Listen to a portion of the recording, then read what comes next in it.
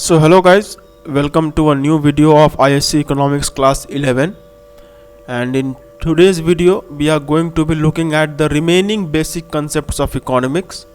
We have explained some main basic concepts of economics, and since these are very important concepts, so that is the reason why I am going a bit slow so that you people can get a thorough knowledge of all those basic concepts.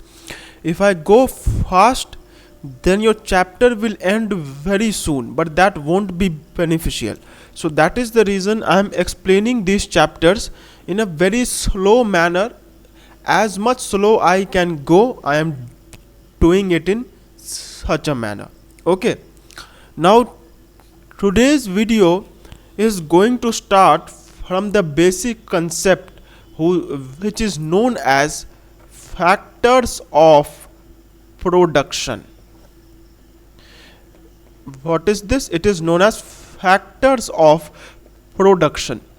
Now what is the meaning of this? So as the name suggests, it is the basic ingredients or the basic elements which are required to do the process of production.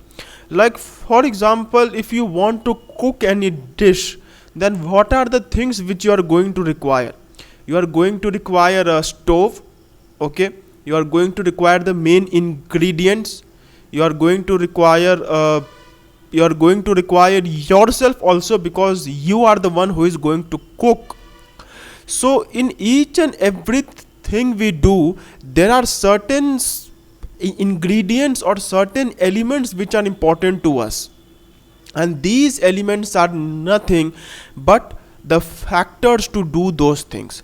So similarly, in the production of any commodity, whether that be a service or whether that be a good, there are certain elements which are very necessary, and these elements are known as factors of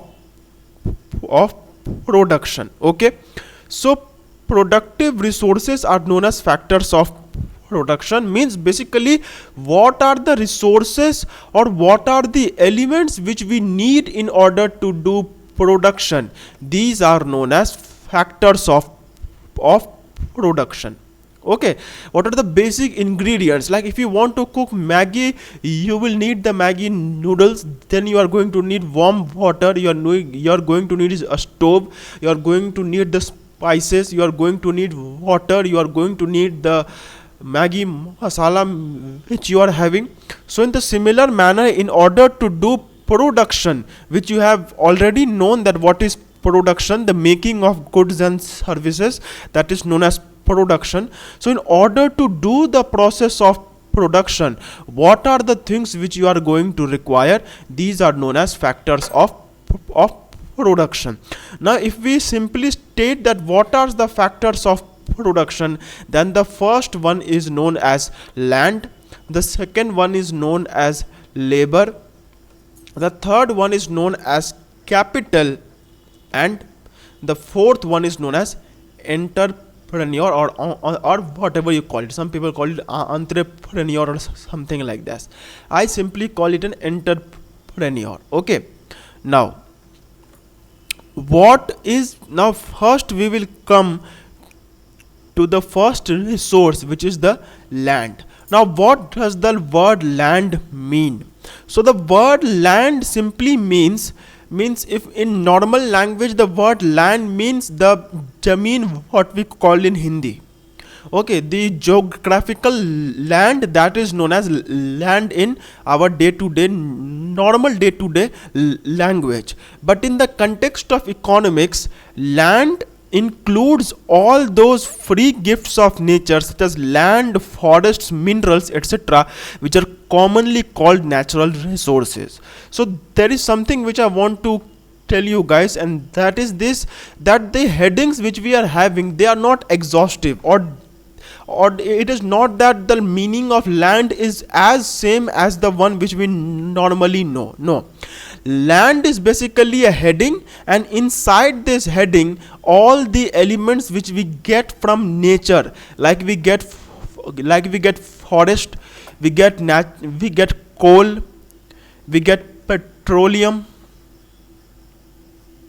Okay, so basically speaking, all the natural resources, they come under the heading known as land, or land comprises of all the natural resources which we require to do production. Okay, so land in the simple language, it means the geographical area that, that is known as land. But in the context of economics, land, apart from just meaning the geographical area, it means all those natural resources which we have, which can be used for the production of any good or service. Okay, now, so we have understood what is the meaning of land.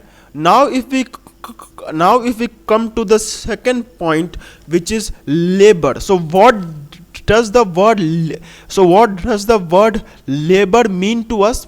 So labor, in normal terms, we know that the meaning of labor is people who work in a factory, those who are the main workers in any factory or in any group. But in the context of economics, labor not only means the human beings which are employed to work in a factory, but labor, more specifically, labor means human efforts. Okay, means the efforts which human beings use in order to do production, that is known as labor. So labor is the human effort, both physical and mental, involved in the process of production. So in normal language, if somebody says to us labor, then that labor will mean that he is talking about a normal human being who is working in a normal factory. But in economics, labor, apart from just having the normal meaning, it more specifically, the meaning of labor is human efforts, or those efforts which human beings do in order to do something. Like for example, if you want to sell coal, or you want to set up an oil mining, so what you need to do? You need people to work for you. So we don't call the people as labor, but the work they do, that is known as labor. So labor does not mean the people who are working, rather it means the work that they are doing, and this work means physical and mental both. So if somebody is doing mental work, or if somebody is doing physical work, both of them comes under the heading labor. Okay, after this we come to the next one, which is capital. Okay, now the capital is similar to land, but in normal language, if we talk about the word capital, then we will mean the amount of money which we require to do a business, that is known as capital. For example, I want to start a new business, and for starting that business I require 50 lakh rupees. So that is my capital.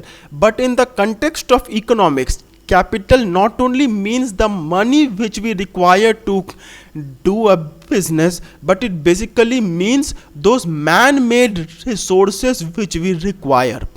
Man-made resources, they are known as capital. Okay, so capital is defined as the man-made or productive means of production, consisting of such things as machinery, tools, equipments, and factory buildings which are used in future production, that is in making other goods and services in future. So capital means the man-made resources. Okay, and if we talk about the entrepreneur, so basically an entrepreneur is a person who can be called as a leader, or somebody who uses all these three things in order to do production. Entrepreneur is a person, or he is the one who organizes production, takes important decisions regarding production and bears the risk and uncertainty involved in production. It means basically, in order to use land, labor and capital, we require someone, and the person who does the work of using all three of them, he is known as an entrepreneur. So all these four things, land, labor, capital and entrepreneur, they are collectively known as factors of production. So what is land? Land basically means the natural resources. Labor means the efforts of human beings, which can be either mental efforts or that can also be the physical efforts. And capital means the resources which are used, but these resources are man-made resources. And entrepreneur means somebody who organizes the production process, who in simple words use all these three things to carry out the process of production. Okay, so this was a very important concept in economics. After this we come to our new concept, which is price, and from now we are going to be looking at very small business concepts. So if you look at your book, then the definition of price is given: the price of a commodity is the unit of amount of money that has to be given to get this commodity. Now if we talk about price in the normal language, so what does the price mean? The amount of money which we need to give to a shopkeeper or to somebody who is selling a product. But in economics they give a more definite example. They say that price is the money which is required to obtain something.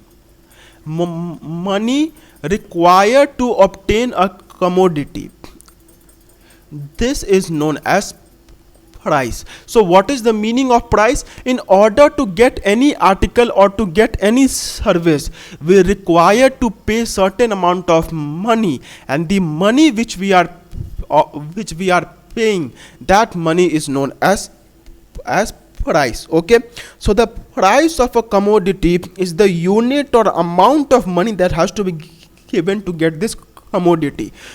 For example, if the price of a shirt is rupees 500, so what does the price mean? That 500 is the amount of money which we need to give in order to get something. If the price of a car is 2 lakh rupees, then it means that to get the car we need to give 2 lakh rupees. So simply speaking, price is the amount of money which we need to pay in order to obtain a commodity. Okay, after this the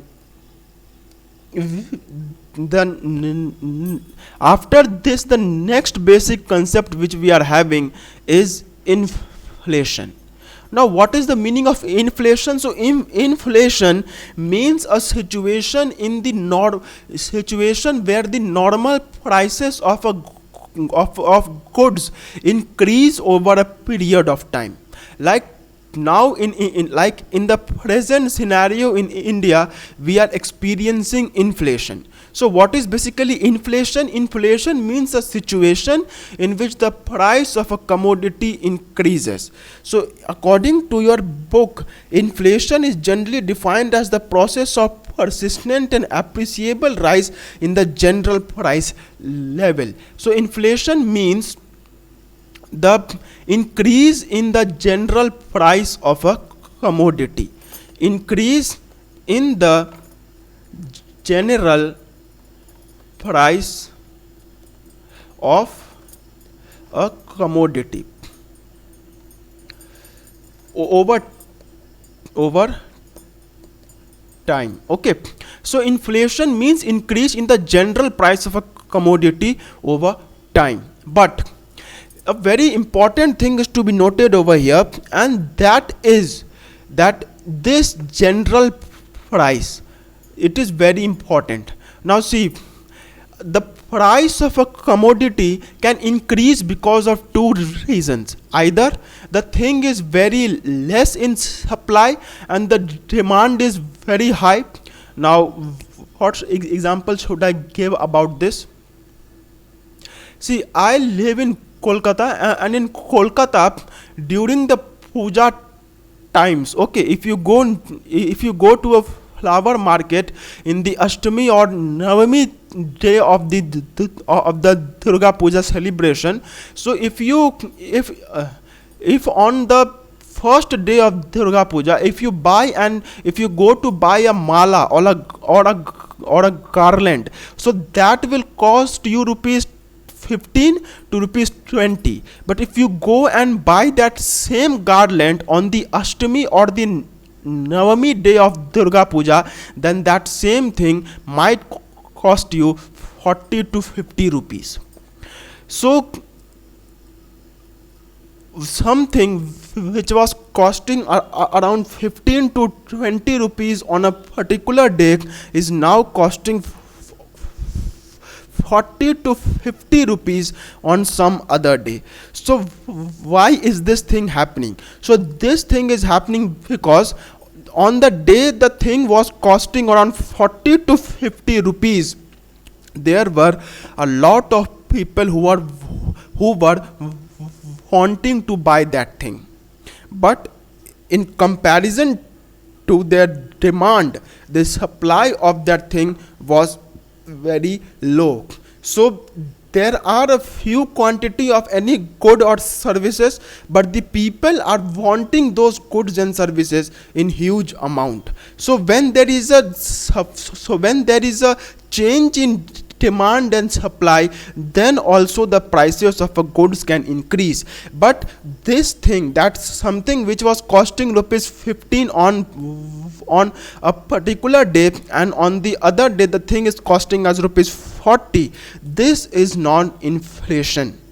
You cannot call this thing as inflation. Inflation means increase in the general price, means what should be the normal price of a commodity. If that price increases over time, then that is known as inflation. Like suppose if you go to buy a packet of Maggi, so that Maggi was costing in the normal days, that piece of Maggi was costing rupees 5, but the same Maggi if you go and buy today, then that Maggi is going to cost you rupees 6. So what has happened? The general price or the normal price of Maggi has increased, and this is what we called inflation. Okay.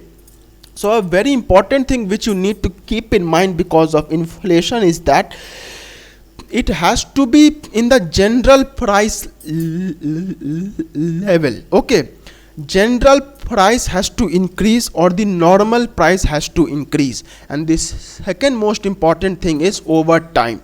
Like this thing increased just in one day. Like on the first days it was costing around 15 to 20, but on the 8th day it was costing around 40 to 50.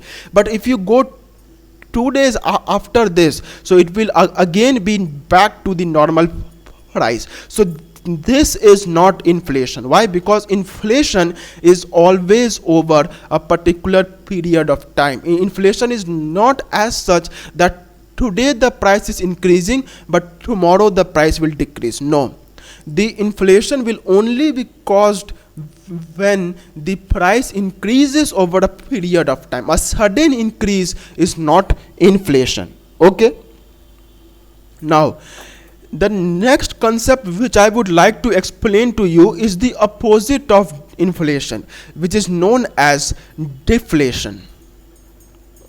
Okay, now what is deflation? So in simple language, if I say when the price or when the general price level of a good decreases over time, then that is known as deflation. For example, if something was costing rupees 10, but from 10 it went to 9, then to 8, and then to 7.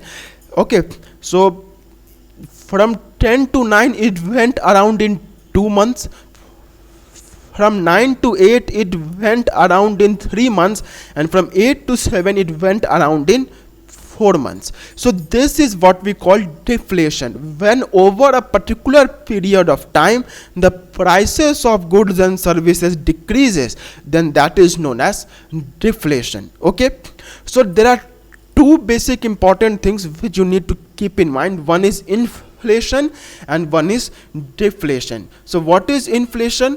When the general price increases over a period of time, then that is known as inflation, and when the general price decreases over a period of time, then that is known as deflation. Okay, now there are other synonyms of inflation or deflation which I should say. Inflation is sometimes also known as boom. Okay, sometimes they use the word boom. So what is the meaning of the word boom? Boom means inflation only, and I forgot the word which is used in place of deflation. I don't remember it as of now, but deflation and inflation, these are two opposite things. Okay, after this, the next thing which we need to keep in mind is the new concept which is known as value. Just a second. Value. Okay, now what is value? Now the word value, defining the word value is not that much easy. Why? Because the definition of because we are defining something which is a qualitative thing, and hence giving a proper definition of value is not that much easy.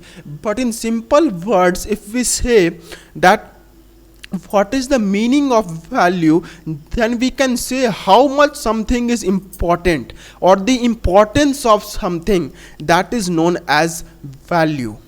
The importance of something can be called as the value of that thing. Like if I say water, so is water valuable? Yes, water is valuable. Why? Because there is the importance of water. Water is important, and this is the reason water is valuable. So if we talk about the word value, then value simply means the importance of something or how much something is important. That is the value of that thing. Okay,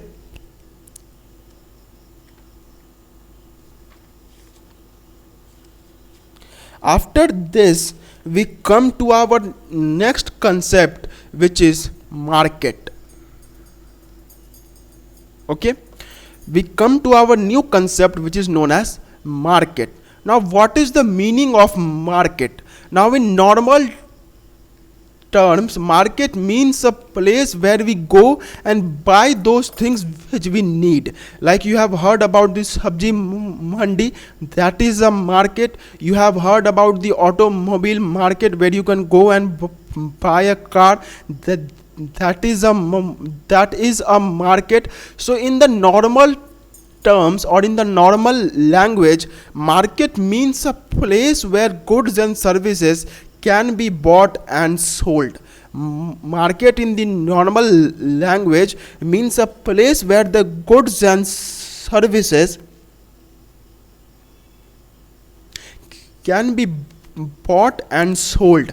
But in the case of economics, market not only means the place or the geographical area where things are bought and sold, but apart from that, market means a total system where things can be bought and sold. Like you must have heard about the Amazon and Flipkart. So there also you can go and buy the things which you need. So is that a geographical area or is that a geographical place? So it is not like that. It is not a geographical place and it is not a geographical area also, but still that is known as e-market or e-business. So in the economics language, or the more technical language, market not only means a geographical area, but it means a total system in which the goods can be bought and sold. Any system or any way or any medium through which goods and services can be bought and sold, that is known as a market.